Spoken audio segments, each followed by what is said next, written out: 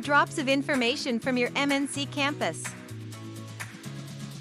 Step-by-step guide to the IEP process. Referral.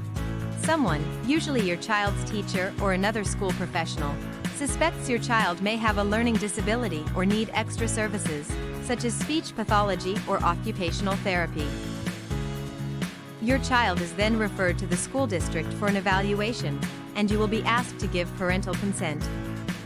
As a parent, if you suspect your child may need additional help, you have the right to request an evaluation as well.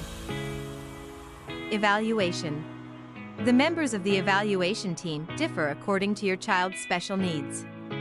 The team leader is often a school psychologist or special education professional from your district, and the others may include a physical therapist, a vision specialist, a speech and language pathologist, or another specialist whose expertise is required in assessing your child. If you disagree with an evaluation, you have the right to request an independent education evaluation and to ask the school district to pay for it.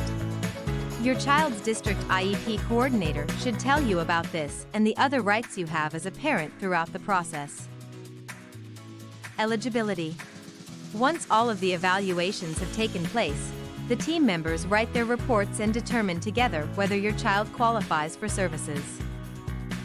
According to the Individuals with Disabilities Education Act, in order to be eligible for special education or related services, your child must be determined a child with a disability, which can mean anything from an articulation issue to ADD to a hearing impairment and many others. If your child isn't found eligible for services and you disagree, it's your right to challenge the decision. The meeting.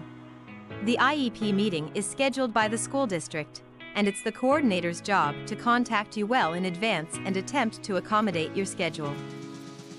You can bring anyone you feel would be an advocate for your child, such as a teacher or therapist.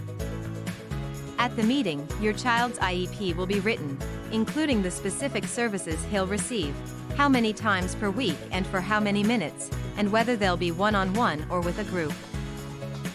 If you disagree with the IEP, you have the right to request a due process hearing and mediation. Services, progress reports, and review. Once the IEP is written, your child's school is responsible for making sure it's followed. Per teacher, service providers, and you will all be given copies of the IEP. Often, you'll meet together at the beginning of the academic year with the school's IEP coordinator to discuss how the program will be carried out. As often as your child's report cards are sent out, you should receive official IEP progress reports, though usually you'll be given less formal updates on a more frequent basis. At least once a year, the IEP will be reviewed. At the meeting you can request changes or make suggestions, and if you disagree with the results, you can ask for additional evaluations or a hearing and mediation. ReEvaluation. According to the U.S.